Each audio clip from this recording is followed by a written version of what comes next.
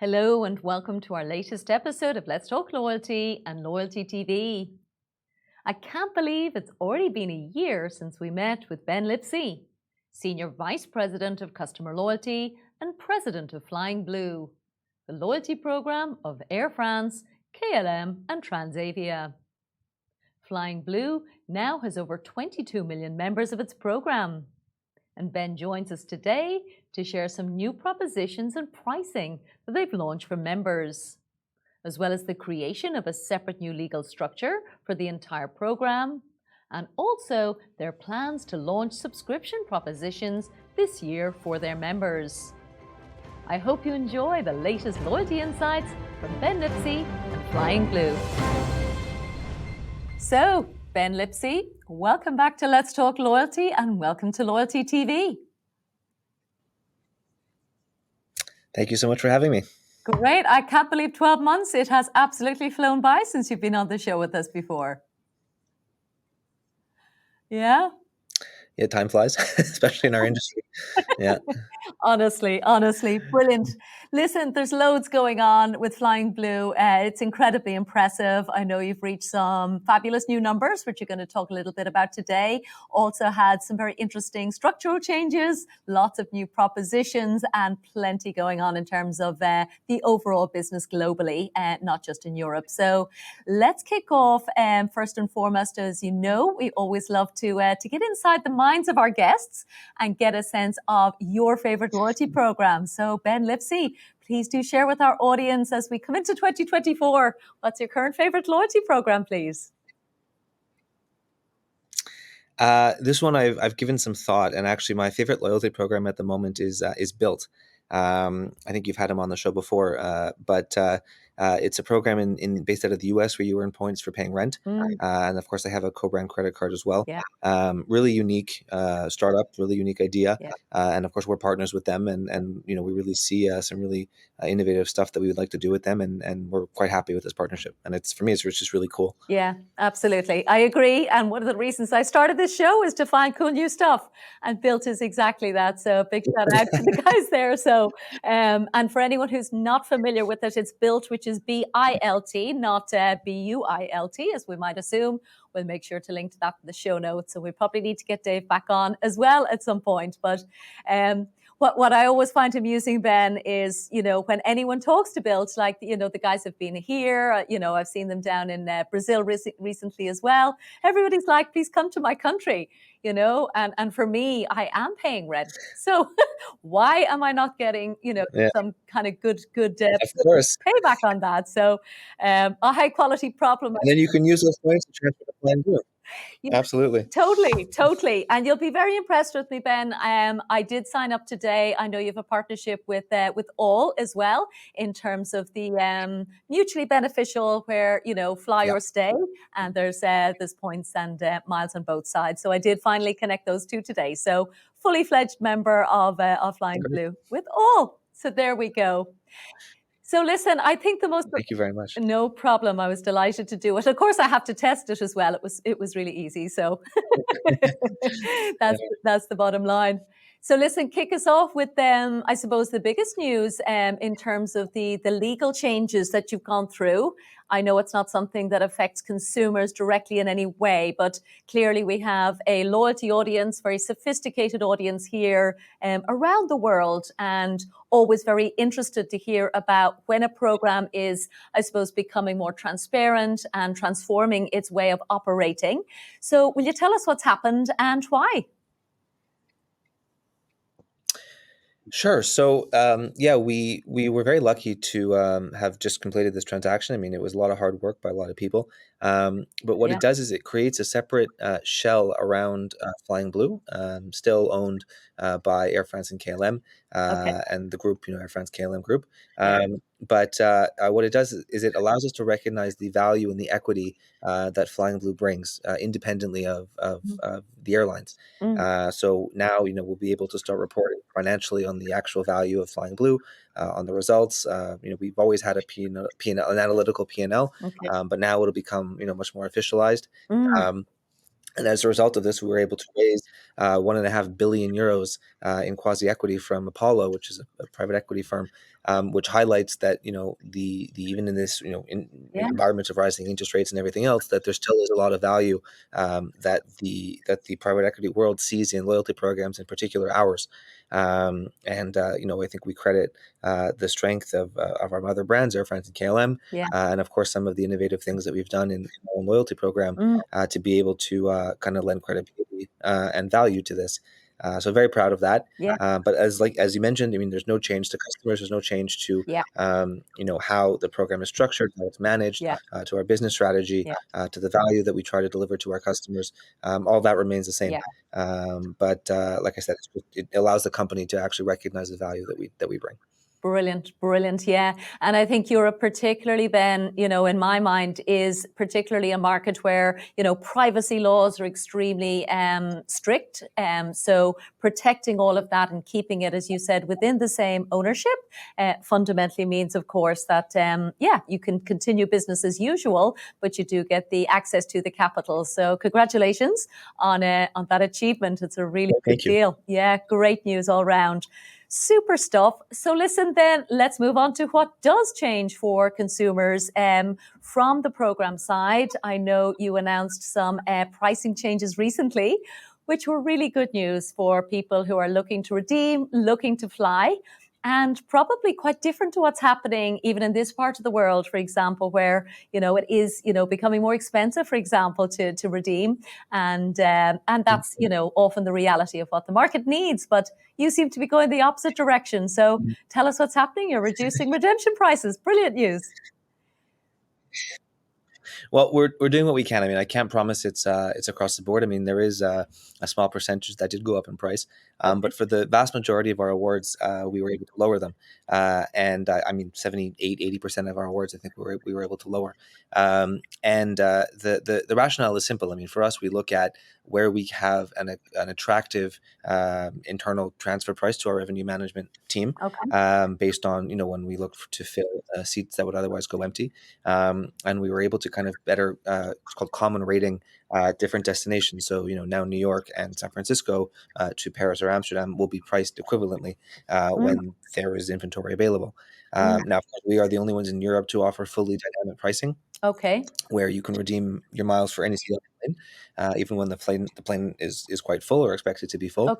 So there are some instances, of course, where you won't get low prices, but when that inventory is there, it has now actually been reduced by sometimes up to 10, 15,000 miles, which I think positions us as being quite the attractive option, particularly for miles conversion programs, which I think I mentioned this before. For us, that's a big portion of our business. In the US in particular, these programs are quite big. A lot of the banks have credit cards that earn points that you can then convert into frequent flyer programs. So of course, Amex Rewards is the biggest, but there's also Chase, there's Citi, Capital One.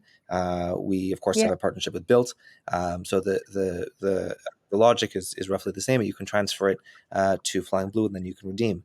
And a lot of the challenge that international to the US an international program has is we're not always top of mind. So we also look at some of our partners, like Point.me, for example, which acts as a kind of Google Flights or an OTA for redemption, that allows customers to very easily compare the availability and pricing of award tickets, and then it tells them kind of where to transfer my points to, and how do I book.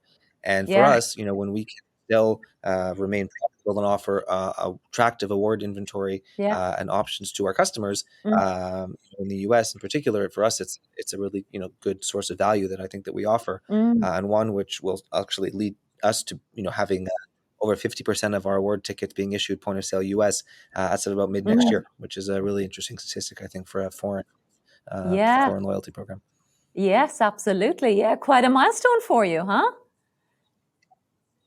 Amazing. Thank you, I think it shows that there's still some interest in abroad, and I often think I don't pay enough attention on the consumer side because I haven't actually used Point.me, but I do remember the last time we spoke, you were like, you've been, I think, a Points geek since you were like, I don't know, 5 years old or something. So it sounds like that is the definitive comparison. the definitive comparison site for the reward site. Is it more US focused or middle or Europe focused? It's a tool that I think just democratizes what kind of many people refer to as a hobby. Okay. Myself included. Ever since I kind of got into this game, as it were, Yeah. you always look for outsized value. You always try to find, Yeah. how can I go, either the most roundabout way, but the most time in premium cabins. How do I, travel in first Yeah. class for next to nothing? How do I get from A to B relatively Yeah. cheaply? How do I go Yeah. with my family to, Yeah. Disneyland over spring break? I mean, everyone has their own kind of Yeah. value proposition that they're looking for. There's no Yeah. one correct way to redeem miles. Yeah. But previously, I mean, you had to kind of be quite, well versed in kind of the loyalty, sphere to kind of understand that, okay, I can transfer my, US based credit card points to a, Colombian based frequent flyer program to redeem on a German airline between, like you'd have to kind of understand these things to know that this was an attractive way to redeem your points. But Yeah. many people, it's not always top of mind. Yeah. If you look at, not to name any names, but to say, okay, if Delta, for example, being the biggest partner of Amex in the US, and of course it's a partner of ours, it stands to reason that, I would think a large majority of people transfer their Amex MR points to Delta. What I'd like them to also to know is that we also offer good value, and that, Flying Blue is an attractive transfer as well. And that's where tools like Point.me come in, because it democratizes this and it allows them allows customers to kind of see firsthand, hey, there's other options for me to redeem my points. Going via another airline, another carrier that I might not have thought of at first. Air Canada has done a really good job at this, my former employer, but I'm also, very happy to see a lot of what they've done. I think the team there is fantastic. And I think they, you've seen they've added a lot of airline partners. That's their strategy. And, one that we're also looking to grow as well. But when you do that, it means that, okay, so we're Air France, KLM, them, they're Air Canada. If I'm sitting in, somewhere in the US or the UK or Australia, and I have dozens of partners that I can transfer my points to, I might think, well, I'm going to transfer on Qantas. I want to fly on Qantas if I'm in Australia. I want to travel BA if I'm sitting in the UK, or Delta if I'm sitting in the US. But to say, if I transfer to Air Canada, I can travel on 45 different airlines, serving destinations that this one airline might not travel, or inventory that they might not have available. You start to create more of a higher value proposition for that currency, and I think that's why Air Canada is doing really well. Their loyalty program is so highly rated by many people in this industry. So, like I said, I mean, I have a lot of respect for what they've done. I think also there are things that we're doing, I think, that make us quite attractive. But no, there's a lot of really cool things that are going on right now. For sure. Yeah. And definitely for me, it does start to get very exciting. Of course, as the balances grow, and where I live, I'm lucky enough here in Dubai, to be able to get the credit cards and start to build up the balances.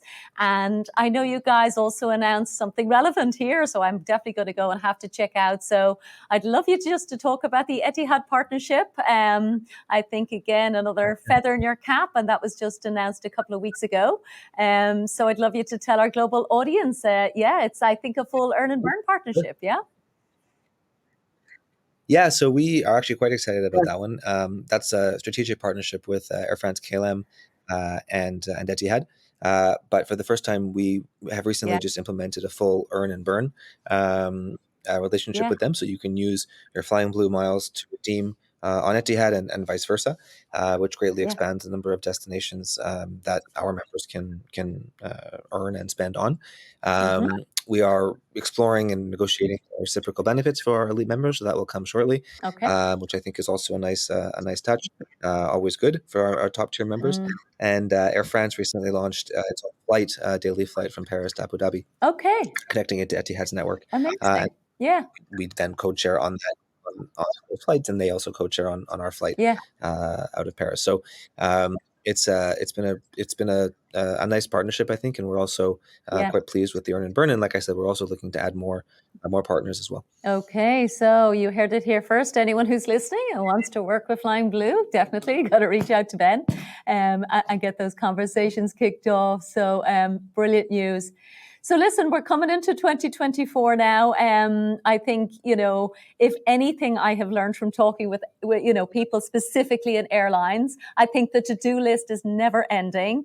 There are a million ideas. There's there's just so much exciting work that can be done. So I'd love to get a sense about what is, I suppose, being prioritized for Flying Blue.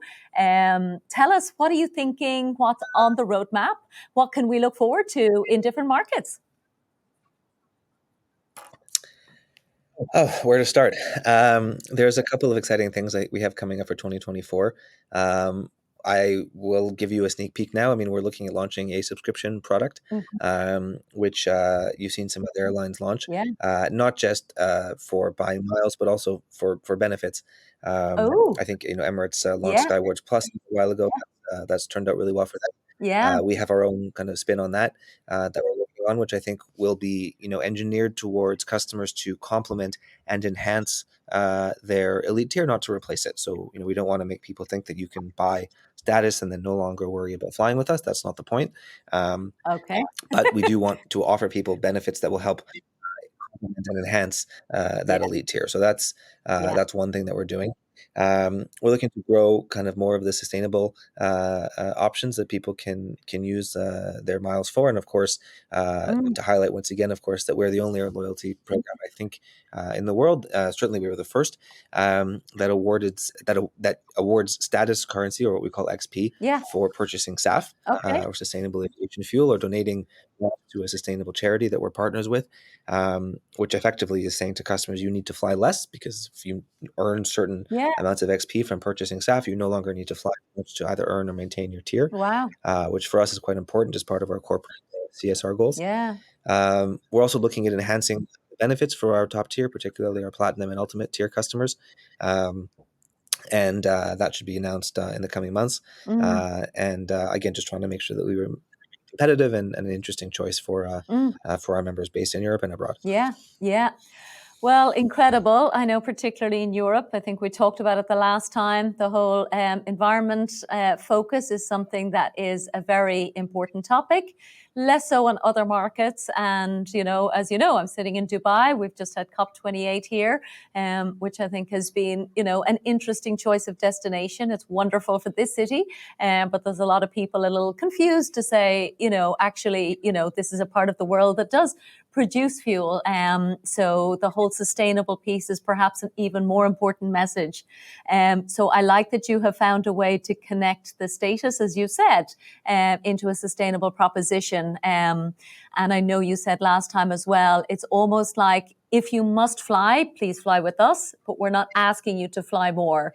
That's Which, yeah, I think That's it. is that still a core message for you? Yeah. Yeah, I think you've seen the message change, certainly for us, and I'm sure many other programs as well, Yeah. where we understand that there's an environmental impact to flying, but at the same time, Yeah. I think the joy of travel, the benefit that Yeah. we're able to offer customers by bridging the world and cultures. Yeah. I live in France, but my family lives 10 hours away in Canada, so I mean, Yeah. short of sailing, I mean, there's very little other option I have. So I Yeah. and that's what travel allows us to do, is to explore, to Yeah. to understand each other better, to learn about different cultures, to Yeah. try different foods. I mean, these kinds of things are Yeah. we take for granted. Yeah. And I think with the last 20, 30, 40 years that's seen the boon Yeah. of travel, it would be almost quite arrogant and selfish of us to say, oh, you know what, our kids no longer have that opportunity. Yeah. So I think what we have to do is collectively as an industry is to work towards making sustainable aviation a reality. And Yeah. so, from an Air France KLM perspective, like I say, we're quite proud of the steps that we're taking, all the new Yeah. airplanes that we're buying that will help us Yeah. emit less, fewer emissions, and have more of a Yeah. environmentally sustainable footprint. Yeah. Working on things like reducing, single-use plastics, and Yeah. reducing weight, and offering bamboo cutlery. I mean, all of these kinds of things, they all add up. Yeah. And then on a loyalty program, like I say, we take our responsibility, Yeah. and we're not here to say you need to fly more. We're saying when you do need to Yeah. fly Air France KLM. Yeah. And by being one of the only loyalty programs that actually says you can earn status Yeah. 100% if you want Yeah. by purchasing SAF, Yeah. we're really putting our money where our mouth is, Yeah. and it's something for us which is an important core tenet of our Yeah. program, and something which we're proud of, Yeah. and will help us meet our SAF targets for the coming years. So for us, no, it's an important message, and not one that we're trying to greenwash, but one that is that's our reality. Yeah, for sure. It's funny, I've noticed myself, Ben, as I've become again, back in fully, flying commercially. I was lucky enough previously to be staff of an airline. I didn't have to worry about it. But now that I am having to pay for my own tickets, I've been chasing the redemption tickets, of course, but I've just lost my gold Yeah, of status. course. So Yeah. now I'm chasing status. Yeah. So every single email that comes in, I'm literally going, okay, where is the opportunity to get back to gold? And actually, it's the first time in my life I've had that kind of opportunity. So that's why I'm smiling away to myself here to go, oh, there's another one. And you're right, there is options here, for example, with the subscription program with Emirates, where there is, a way to get there sooner. Again, not a way to replace the need to fly, but certainly I am very keen to get back to the gold status. So that's really good. Yeah. And the sustainable piece, as you said, I know there's a risk of greenwashing and people can be a little bit cynical, but we have to start, we have to do our best. And I think the loyalty program and the currencies and the levers that we have are available to kind of change that behavior as much as we possibly can. So talking more about well, and that's sorry, go on. Yeah. Sorry.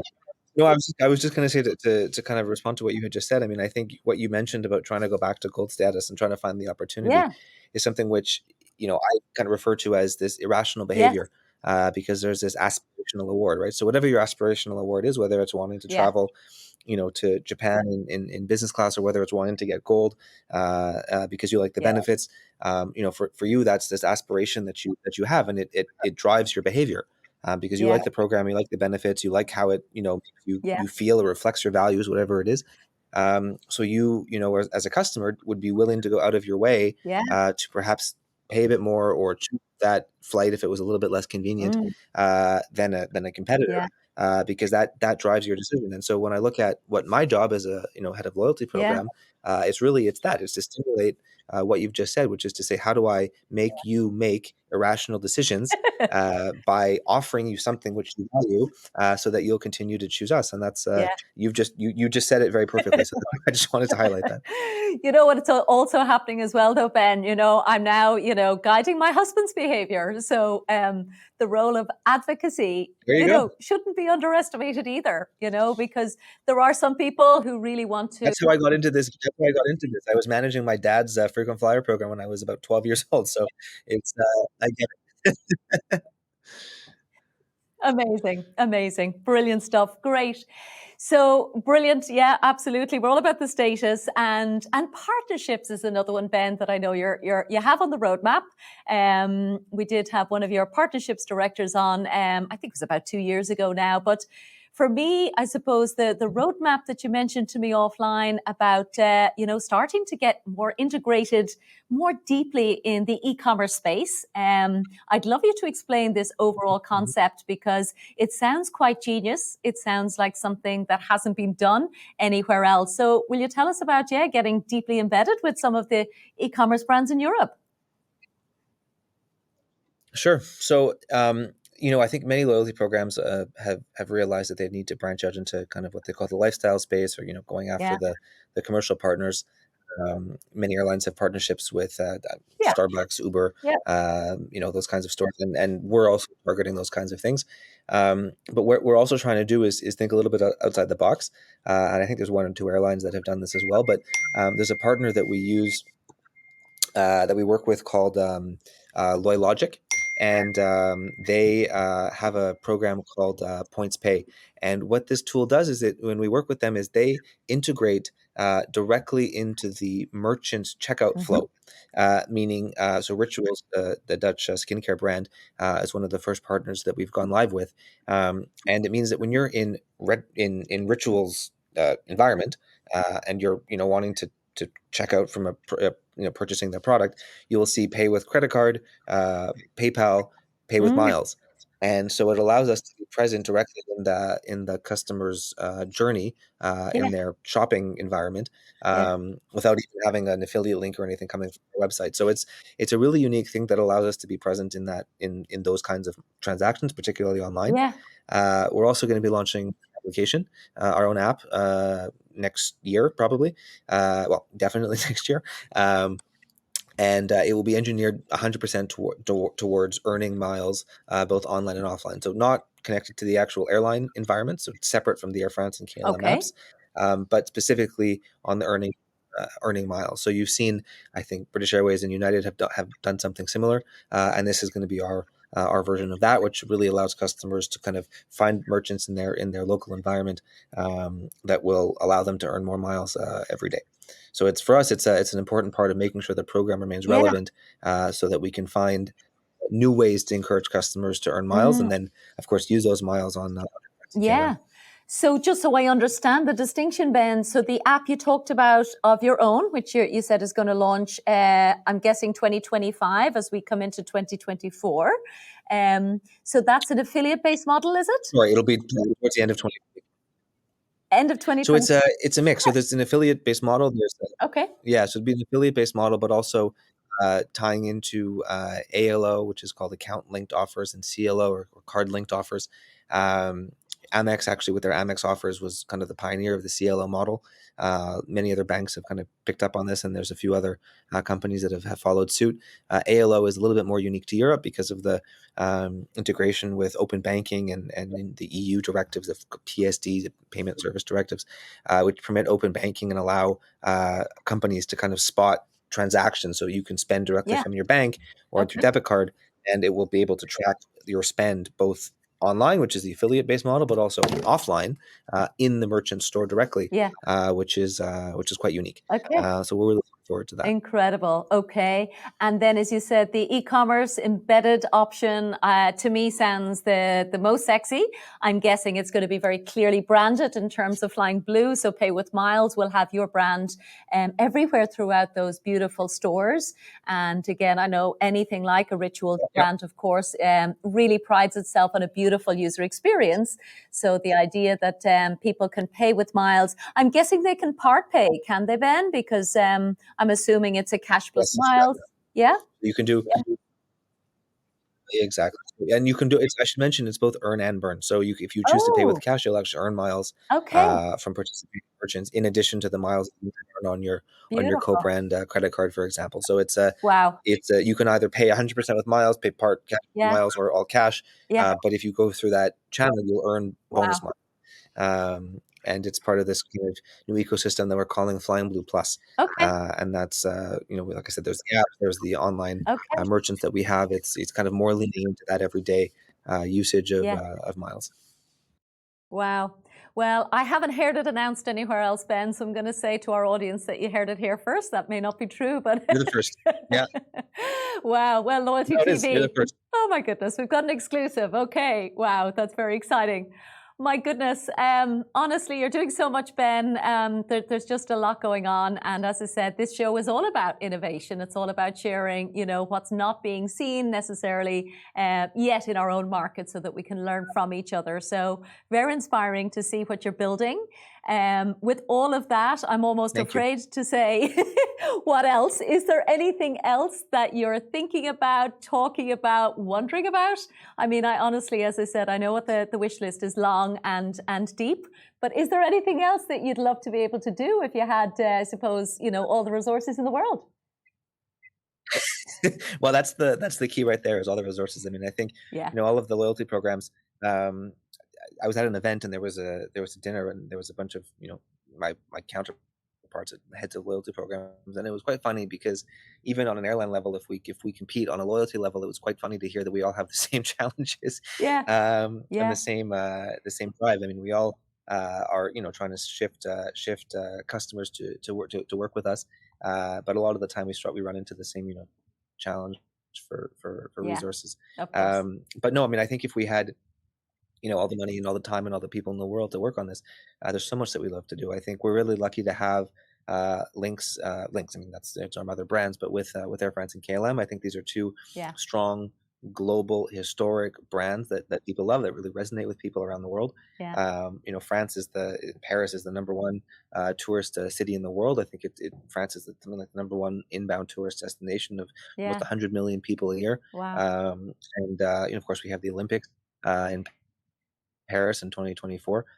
So it really represents a huge opportunity for Flying Blue, but also for Air France and KLM to kind of engage customers and find new ways to keep them loyal, keep them coming back. So Yeah. one of the things we're looking at doing as well, and whether that will launch next year or in 2025, I'm not yet sure, but is experiences.